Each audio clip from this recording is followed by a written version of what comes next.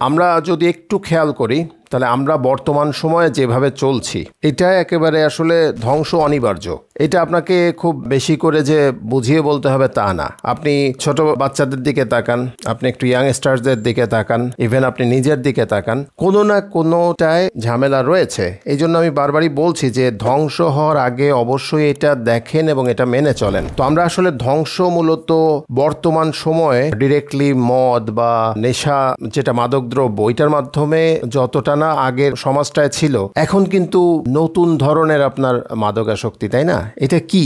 যেমন আপনি দেখেন যে প্রথমেই আমরা এখানে নিয়ে আসতে পারি, এটা আসলে আনতে হবে, লজ্জাজনক কিছু হলেও আনতে হবে, এটা হচ্ছে পর্ন। আপনি দেখেন যে এখন পর্নের ছড়াছড়ি, পর্ন মানুষ ছাড়তে পারছে না। ইয়াংস্টারদের বলা হচ্ছে যে অলমোস্ট হাফ, ওকে, সো বড়রা যারা আছেন, অ্যাডাল্টসরা যারা আছেন, সো দেদার্স এটা হচ্ছে, এইটা এনি হাও ছাড়তে হবে, ঠিক আছে? এখন এক সময় যখন ছিল যে এই জিনিসগুলো সিডিতে সেল হতো, তখন মানুষই ভাবতো যে আগামীতে যদি অ্যাক্সেসটা বেড়ে যায় তখন কি হবে। এখন যে পরিমাণে অ্যাক্সেস রয়েছে এটা নিয়ে এখন আসলে জাতীয়ভাবে বৈশ্বিকভাবে ভাবার সময় চলে আসছে। পর্ন, ঠিক আছে, অনেক অনেক ছেলে মেয়ে তারা শুধুমাত্র লাইফে কোনো কিছু করতে পারছে না অনলি বিকজ অফ এইটা ছাড়তে পারছে না, ঠিক আছে? তাহলে দেখেন, আপনি যদি লাইফে ভালো কিছু করতে চান, গ্রো করতে চান, এটা আপনাকে ছাড়তে হবেই হবে। কিভাবে ছাড়বেন পরবর্তীতে বিভিন্ন পরামর্শ দিব, ইফেক্টিভ কিছু পরামর্শ, সেগুলো অ্যাপ্লাই করতে পারেন। বাট প্রথম কথা হচ্ছে এইটা যদি আপনি সাইড বাই সাইড চালাতে চান এবং সাথে সাথে আপনি যদি বড় কিছু করতে চান, আসলে দুইটা একসাথে হবে না। কারণ মাইন্ডসেটের কথা বলা হচ্ছে যে মাইন্ডসেট চেঞ্জ করার মাধ্যমেই মানুষ গ্রো করতে পারে। তো এই পর্ন যখন কেউ দেখতে থাকে বা কিছু করে, তার ব্রেইনে এমন চেঞ্জ হয় সে আসলে ভালো কিছু আর করতে পারে না।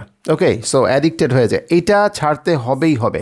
নাম্বার 1। নাম্বার 2 বলেছিলাম কি যে সোশ্যাল মিডিয়া কি করতে হবে আপনাদের? সোশ্যাল মিডিয়ার যে আসক্তি রয়েছে এটাও কমাতে হবে। টোটালি একটা জিনিস ধরে রাখতে পারেন যে আপনার যেন পার ডেতে মোবাইলের স্ক্রিন টাইম যেন অনলি সর্বোচ্চ যেন 1 ঘন্টা হয়, তার বেশি যেন না হয়। এখন এই লাইভের মাধ্যমে স্ক্রিন টাইমটা কিছু বেড়ে যাবে। এই লাইভে পুরাটা সময়ই আপনার স্ক্রিনের দিকে তাকিয়ে থাকবেন তাও না, আপনি কোনো প্রকৃতির দিকে তাকিয়ে থাকেন জানালা খুলে এবং এদিক থেকে এই লাইভটা শুনতে থাকেন। অন্য আরো 10টা কাজ যদি আপনার যেটা অ্যাটেনশন নষ্ট না করে হয় সেটা করেন, কিন্তু স্ক্রিন টাইম অফকোর্স যেন 1 ঘন্টার বেশি না হয়, ঠিক আছে? সোশ্যাল মিডিয়া আসক্তি এটা আপনার অফ করতে হবে। এটা পরবর্তীতে দেখাচ্ছি যে কিভাবে এটা করবেন। দেন যে জায়গাটা আপনার আসতে হচ্ছে সেটা হচ্ছে নিউজ। কি আপনারা গতকালকে কতগুলো নিউজ দেখেছেন? কতগুলো পিসেস অফ নিউজ? টোটালি একটার পর এক। নিউজটা হচ্ছে মানে আরেক ধরনের, কোনো একটা ভাইরাল কোনো ঘটনা ঘটে, একের পর এক এটা দেখছেন, তারপর আরেকটা আসছে, তারপর আরেকটা আসছে অটোমেটিকলি। মানে সোশ্যাল মিডিয়াগুলো কিন্তু সাজানোই এইভাবে। আপনি ফেসবুকে যান, ইউটিউবে যান, একটা দেখছেন তারপরে আরেকটা সামনের পর প্রেজেন্ট করে রাখছে। আপনি কিন্তু কোনো কিছুতে স্থির হতে পারছেন না। তার মানে আজকের দিনে আমি যদি বলি যে অস্থিরতা, এই অস্থিরতা ভালো কিছু করতে না পারার একটা অন্যতম কারণ আপনি কোনো কিছুতে তো আসলে মাথা ঠান্ডা করে বসতেই পারছেন না। অ্যাটেনশন থাকবে কোথায়? ফোকাস অ্যান্ড অ্যাটেনশন যদি না থাকে আপনি আসলে কিছু করতে পারবেন না, এটাই সত্য কথা। তাহলে ওই দেখেন যে আপনার ইবাদত বলেন, যা কিছু বলেন, এই জিনিসগুলোর মূল একটা কিন্তু কনসেপ্ট হচ্ছে যে একটা ফোকাস এক জায়গায় নিয়ে আসা, অ্যাটেনশনটা এক জায়গায় নিয়ে আসা। ফোকাস অ্যাটেনশন একসাথে না হলে কোনো কিছু অ্যাচিভ করা যায় না। ওকে, আপনি যেটাই করেন। এখন আপনাকে কি করতে হবে যে এই যে বললাম যে পর্ন, সোশ্যাল মিডিয়া, নিউজ, এইগুলো সব স্টপ করে দিতে হবে।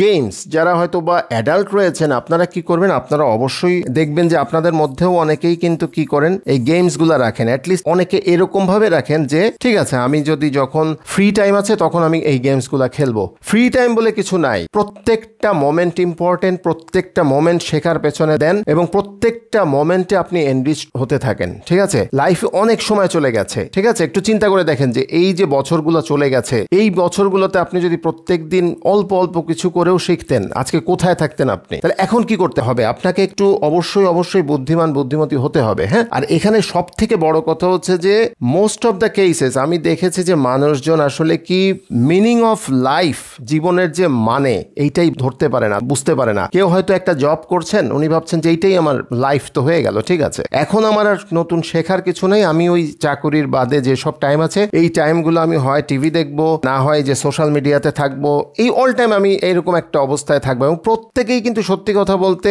রোগাক্রান্ত, মানসিকভাবে রোগাক্রান্ত। ওনাদের আসলে এমনভাবে ওনারা কানেক্টেড হয়ে গেছেন। এখন সত্যি কথা বলতে কি, ওই যে সোশ্যাল মিডিয়াতে যা ওনাদের কিন্তু সত্যি কথা ভালো লাগে না। যারা এইটা অ্যাডিক্টেড, যারা পর্ন অ্যাডিক্টেড, ওনাদের কিন্তু ভালো লাগে না। যারা গেমস অ্যাডিক্টেড, ওনাদের কিন্তু ভালো লাগে না। মানে দেখবেন যে দেখার পরে, গেমস খেলার পরে কেমন একটা অস্থিরতা কাজ করে, ওদিক থেকে চোখ জ্বালা পোড়া করে, ব্রেইনের মধ্যে অন্যরকম একটা অস্থিরতা, আপনি তাদেরকে দেখলেই বুঝতে পারবেন। অতএব আপনারা যদি কিছু করতে চান, হাই অ্যাচিভার যদি হতে চান, অবশ্যই তো চান, অবশ্যই যে কাজটা করতে হবে, 4টা জিনিস বাদ দিয়ে আসতে হবে। পর্ন, সোশ্যাল মিডিয়া, নিউজ আর গেমস, এই 4টা জিনিস বাদ দেন, দেন দেখবেন যে হ্যাঁ, এখন আপনার অ্যাটেনশনটা, আপনার ফোকাস, এই সব কিছু আস্তে আস্তে একসাথে অ্যালাইন হওয়া শুরু হয়েছে। এইটা করতেও হয়তো বা আপনার 7 days সময় লাগবে, 1 মাস সময় লাগবে, বাট তেমন বড় কিছুই না। আপনি এই 1 মাস সময় দিয়ে যদি নিজেকে চেঞ্জ করে নিয়ে আসতে পারেন, আজীবনের জন্য একটা ট্রান্সফরমেশন ঘটে গেল। ট্রান্সফরমেশন মানে হচ্ছে যে একটা অবস্থা থেকে আরেক অবস্থায় চলে এলে ওইটা আর আগের পূর্বের অবস্থায় ফিরে যাবে না।